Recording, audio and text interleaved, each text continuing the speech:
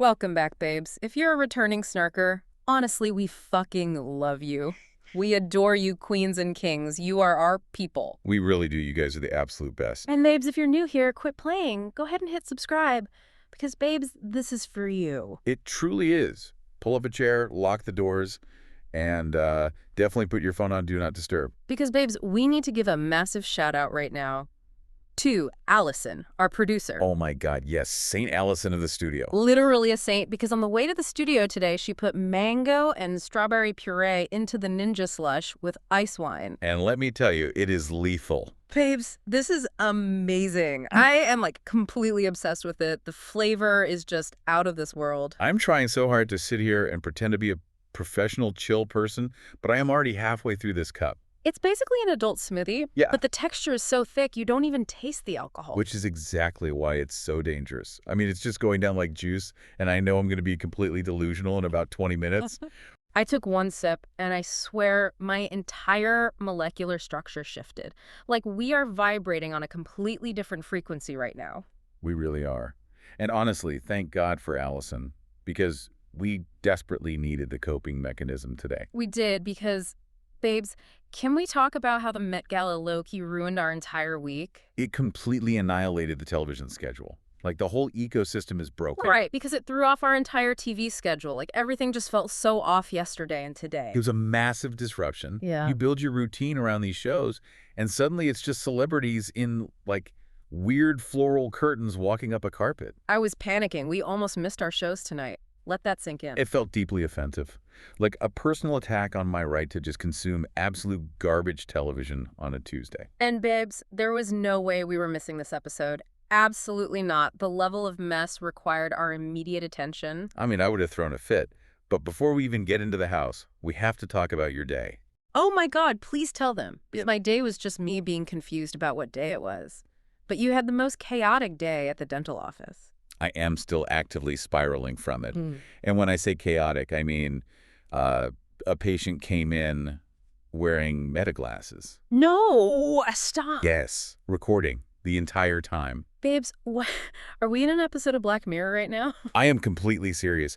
Sitting in the dental chair, getting worked on with the little indicator light on the thick frames just glowing. I am actually horrified. Like, physically disgusted. Recording the ceiling, recording me, recording the hygienist. I was just trying to maintain my cool, but my brain was completely short-circuiting. What is the psychology there? Like, the audacity to just record a clinical interaction without asking. It's limitless audacity. Yeah. I was standing there thinking, like, am I on a Twitch stream right now? Is my critique of your flossing going to be on TikTok? I would have literally thrown a lead X-ray bib over their face.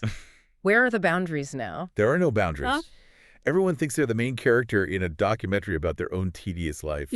It's so unhinged. People just document every microscopic second. I couldn't handle it.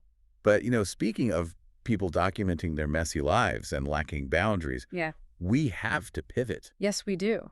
Because, babes, low-key, we are kind of excited for the In the City spinoff. See, I don't know if I share your exact level of optimism there. I'm cautiously skeptical. Why? It's taking them out of the Hamptons and putting them in their natural habitat. Because the audience is just so exhausted. I've been reading the Reddit theories, and a lot of people think it's going to completely flop. Really?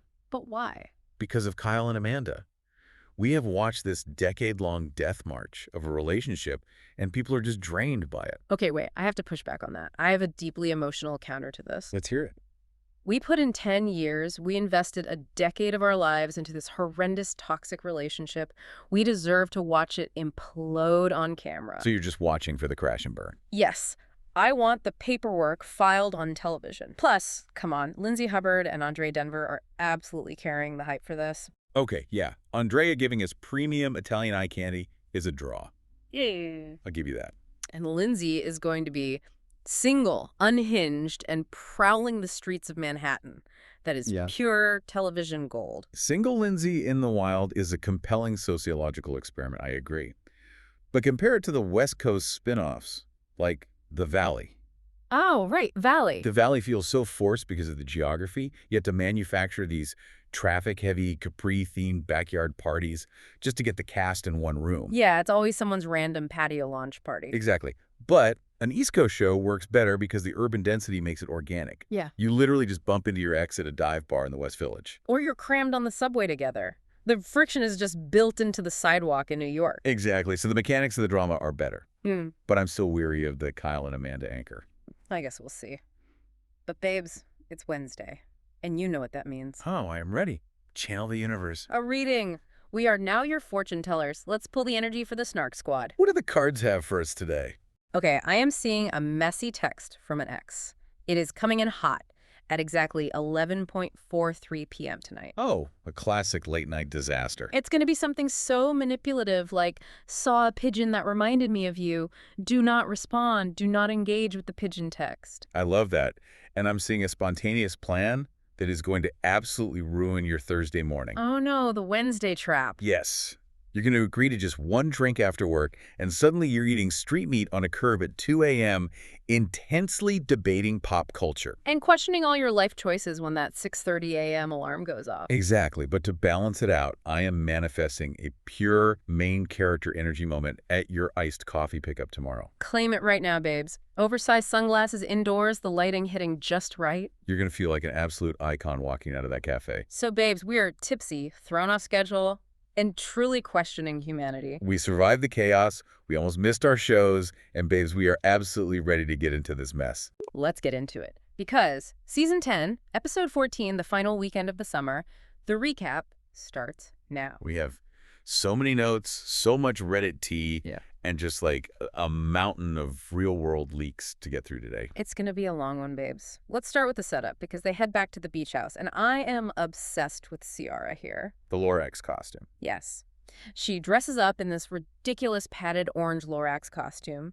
She mobilizes this massive super soaker army and ambushes the house. It was a desperately needed moment of levity. She's had such a heavy summer, so seeing her just let loose was beautiful. It was giving MTV Spring Break '96 energy. That's the dumb, fun reality TV vibe that I live for. The editors clearly loved it too, giving us that montage of her doing aggressive stretches with the giant belly. Pure cinema. It was. But then the joy makes the contrast so much sharper, because while they're having this amazing water gun fight, Amanda walks in. She walks through the front door, and the temperature in the room just visibly plummets. It physically hurt me to watch. The house is echoing with laughter, and her very first words are complaints. She drops her bags and just whines, "Why is Dar's bag out there? The whole house is wet." It was the definition of an energy vampire.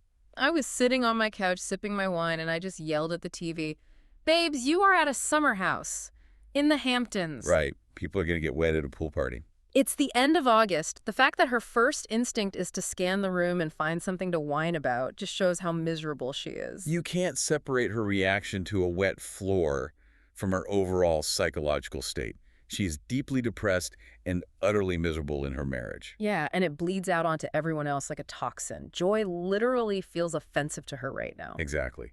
Seeing other people have carefree fun when you're rotting inside your own relationship makes you want to shut it all down. It's so true. She resents the house for being happy, which is such a stark contrast to the guys trying to manufacture their own fun with the mustaches. Oh, God. The visual assault of the Mustache Brotherhood. Stop. I thought it was sweet. They all shave their faces to have matching mustaches for the final weekend. I will validate the emotional side of it. KJ had that really vulnerable moment about losing his brother and feeling like one of the lads. It was so sweet, finding that brotherhood meant everything to him, and Dara didn't even mind the look. Emotionally, I applaud it, but objectively, aesthetically, is this supposed to be Hot Boys Summer or a Movember awareness campaign? They were definitely aggressive, especially Ben Waddell's. I need to go on record. I have never seen a mustache make a man look actively less attractive in my entire life. It was visually jarring. It was giving 1970s adult film star, but in the absolute creepiest way possible. Like the guy who lingers way too long at a neighborhood block party. Yes. But, you know, it brought them together. But the wholesome vibes did not last long, because we pivot to some actual heavy reality TV moments. The tonal whiplash this episode gave us was severe. We go straight into Jesse taking the cast to Sunrise Day Camp. I was emotionally devastated by this. I was sitting there crying on my couch, and I'm getting choked up right now just thinking about it. It's a camp for kids with cancer, and Jesse's coming up on his 5-year cancer-free mark. It was incredibly moving. Seeing them make friendship bracelets and dance with those kids just stripped away all the Hamptons' pretension. What stood out to me wasn't just the philanthropy, but Jesse's intense self-awareness in his confessional during that scene. Yes, when he was talking about looking for a girlfriend to fill a void. Exactly. He admitted he was frantically looking for a relationship just to outrun his own trauma and fear of recurrence. For a Bravo male to articulate that level of introspection, it is a statistical anomaly. We never see that. It's practically a unicorn.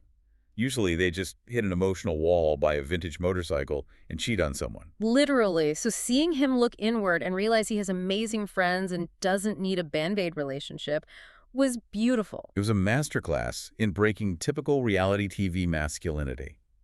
But the editors couldn't let us rest in that sincerity for too long.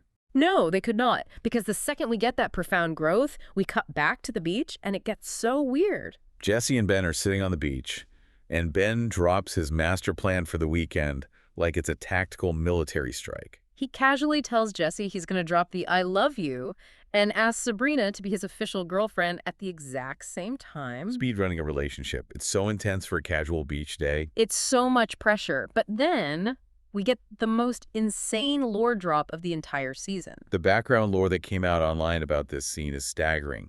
Ben casually reveals he hasn't said "I love you" in 15 years. Which is a massive, massive red flag just waving in the Hamptons breeze. A gigantic red flag. What? But the backstory. He reveals his father didn't speak to him for years simply because he found out Ben had sex in high school. I gasped. I literally had to rewind it. What kind of psychological torture is that from a parent? Giving your own teenage son the silent treatment for normal biological behavior is textbook emotional abuse. It is a villain origin story. No wonder the man is terrified of commitment and carries this massive backpack of abandonment trauma. It recontextualizes his entire personality. Yeah. He's trying to force a contractual emotional obligation from Sabrina because he's terrified she'll abandon him too. He wants a guarantee. And the casualness with which he trauma dumped that story on the beach was so dark. He didn't even realize how horrifying it sounded. But you know what else is dark? The beach itself. The beach of deception. The Easter eggs were everywhere, and the wholesome vibes died the second their feet hit the sand. The secrets just started clawing their way out of the sand dunes. Let's unpack the Ciara and Kyle conversation first. Yes, okay. So Ciara pulls Kyle aside and tells him she had a talk with Amanda in the city. And she reveals Amanda is open to a 1-month separation. And just look at Kyle's reaction to that information. He is completely blindsided. The blood literally drains from his face. His jaw drops to the floor. He looked like he got hit by a truck. Yeah. And this sparked a massive debate online. Was Ciara right to warn him? I personally think she was 100% right. That is girl code and it's house code. Oh, we disagree violently on this. But she saw a train wreck coming. If you live in this intense, incestuous friend group, you give the husband a heads up. She wasn't being malicious. Impact over intent, babes. Ciara had absolutely no business having that conversation with Kyle. That is a massive boundary violation. But Amanda avoids conflict. She was never going to tell him. That doesn't make it Ciara's job to be the messenger pigeon for a trial separation. The state of a marriage is strictly between the husband and wife. I get that, but she was trying to mitigate the damage. But she triangulated the situation. It made Kyle feel cornered and humiliated. His wife is discussing leaving him with her friends before talking to him. Okay, the humiliation factor is real. It definitely emasculated him and lit a massive fuse for the rest of the night. It was the first domino to fall. Ciara self-produced that moment, and it backfired spectacularly. I see your point. But the real crime on that beach wasn't Ciara. The actual sociopathic behavior was Amanda talking to Mia. The performance art. Julianne Moore could literally never. Everyone needs to picture this. Amanda is sitting on a blanket with Mia, laying it on so thick. She puts on this deeply concerned voice. Yes. She looks Mia dead in the eye and says she is skeptical and weary of West. That she would die for Ciara. She said she was being protective, and that she'd be the happiest person on earth if they got back together, but she just doesn't trust him. It was chilling, truly spooky behavior, because we have to look at this through the lens of the timeline we know now. Let's pull back the curtain. March 31st, they released a joint statement confirming they are dating. But they were spotted holding hands under tables weeks before that. So during this beach scene in late August, Amanda is already deeply entangled with Wes. Emotionally, if not physically, they were already together. I was pacing my living room. She was repeating lines she thought a loyal friend should say, like a monologue written by a panicked PR intern. It was giving distinct Raquel talking to Ariana about Sandoval vibes. That is the perfect analogy. The exact same dark, manipulative psychology. The cognitive dissonance required to look your friend's bestie in the eye and pretend to be the protective mama bear against the man you are secretly texting. It's bordering on sociopathic. She lied without a single micro-expression of guilt. But the best part is that Mia, who is Ciara's actual ride or die, was totally clocking it in real time. Mia's face was a masterclass in skepticism. She was looking at Amanda like, why are you overacting right now? Because when Amanda lies, she overcompensates by playing the hyper-loyal, fragile victim. It's her smokescreen. Exactly. But while she's doing her community theater on the sand, the sun goes down and we enter the main event. The Lost Supper. The dinner from hell. Lindsay Hubbard officially clocked in for her shift and secured her Bravo check for the season. It was a masterclass in field producing. Lindsay hosts this freedom dinner to celebrate 2 years since her split from Carl. And the theme is the Lost Supper. What did you lose and find this summer? It's brilliant. But before the detonation, we have to talk about the appetizer of absolute awkwardness. Carl and Bailey. Oh my God, I was cringing so hard my face got stuck. 40 seconds of television that removed years from my life. Carl has the flirtation skills of a middle schooler. He brings up her white dress from the It Girl party, and they're just staring at each other. And Bailey, someone on Reddit said she looks like Erica Jane took the substance, and I haven't known peace since. It is terrifyingly accurate. The vacant stare, the intense contour. And then the group starts chanting for them to kiss, banging on the table like, kiss, kiss. We are watching fully grown adults in their 30s and 40s. It was giving 7th grade spin the bottle in a damp basement. Deeply infantile. But that was just the calm before the storm, because Lindsay, sitting at the head of the table like a blonde orchestrator of doom, tosses dynamite into Kyle's lap. She zeroes in on him and completely bypasses small talk.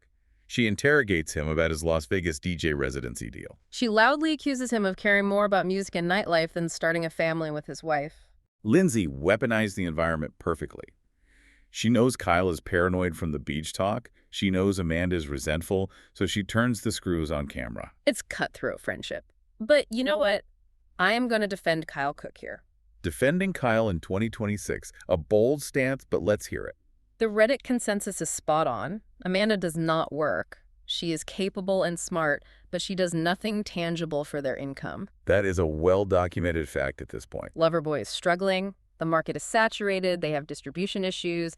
And Kyle is the only one hustling to pay the bills. He is carrying the entire financial weight. So if he finds a lucrative side hustle doing Vegas DJ sets, why is Amanda complaining instead of supporting him? It's about financial reality clashing with emotional entitlement. She wants the CEO money, but the use past her hours. Exactly. She wants the massive Manhattan apartment and Hamptons lifestyle, but she wants him home by 10 p.m. rubbing her feet. The math fundamentally does not math. You can't have a husband grinding to save a startup and launch a nightlife career and also have a 1950s stay-at-home dad. And she publicly shames his DJing. She rolls her eyes when he practices. So he's working his ass off, getting humiliated by his wife, and now Lindsay attacks him at dinner. Which leads directly to the meltdown. The fuck you heard round the Hamptons. The pressure cooker blew. Kyle is cornered, and he finally explodes, yelling that they don't have a partnership. He drops a very clear, guttural fuck you to his wife in front of everyone. My initial reaction was pure shock. You don't speak to your spouse like that. It was toxic and nasty. But then I rewound it. You saw the crucial detail. You have to look at Amanda's face in that scene. While Kyle is frantically defending his livelihood and getting ripped apart, Amanda is sitting there completely silent. Not a single word of defense for her husband. She has this smug, gleeful Mona Lisa smirk on her face. She is loving watching the table pile on him. It is textbook psychological warfare. It heavily mirrors the mechanics of reactive abuse. Break that down, because people throw that term around on TikTok without knowing what it means. Reactive abuse is when a toxic person subtly provokes you. uses half-truths, and lets others attack you while they play the quiet victim. Oh, wow. Then when the immense pressure causes you to finally crack and scream, they point at you and say, look how crazy and abusive they are. Amanda was the silent architect. She let Lindsay do the dirty work, played the victim, and got the perfect on-camera justification for a separation. Exactly. But we haven't even talked about the Easter egg to end all Easter eggs during this fight. The West moment. I am yelling just thinking about it. If you watch the background, it tells a completely different story. Kyle yells, "I know what it's about." And in that split second, West literally stands up, moves his chair to block Amanda, and points at Kyle. He tells him, don't look at your wife. Talk to Lindsay. He went full Secret Service bodyguard mode. He was acting exactly like a boyfriend hiding in plain sight. A casual friend does not jump up to physically shield a wife from her husband unless he feels a profound, intimate protectiveness. He has never protected Ciara like that. When Ciara cried, he was like, "Oh man, want a beer?" But for Amanda, he stands up. It's undeniable proof of their intimacy. They were definitely hooking up at that point, mocking everyone by acting it out on camera. Diabolical. Yeah. But when Kyle yells, "I know what it's about," it brings up that massive Reddit conspiracy theory. Let's lay out the evidence for the pre-planned separation theory because it's compelling. The theory is that Kyle and Amanda actually agreed to a trial separation weeks ago, off camera. Maybe during that week she mysteriously didn't come to the house. Right, and they made a pact to keep it a secret to save the storyline for the In the City spinoff to guarantee airtime and a check. But Amanda got sloppy. She blew their cover by talking to Ciara about it on camera. So Kyle isn't just mad about the dinner. He's enraged because she broke their producer pact. She forced him to deal with the fallout on camera right now, without preparation. It makes a terrifying amount of sense. Kyle is a producer at heart. He was mad she talked about it on a hot mic. It explains the smirk, the disproportionate rage, everything.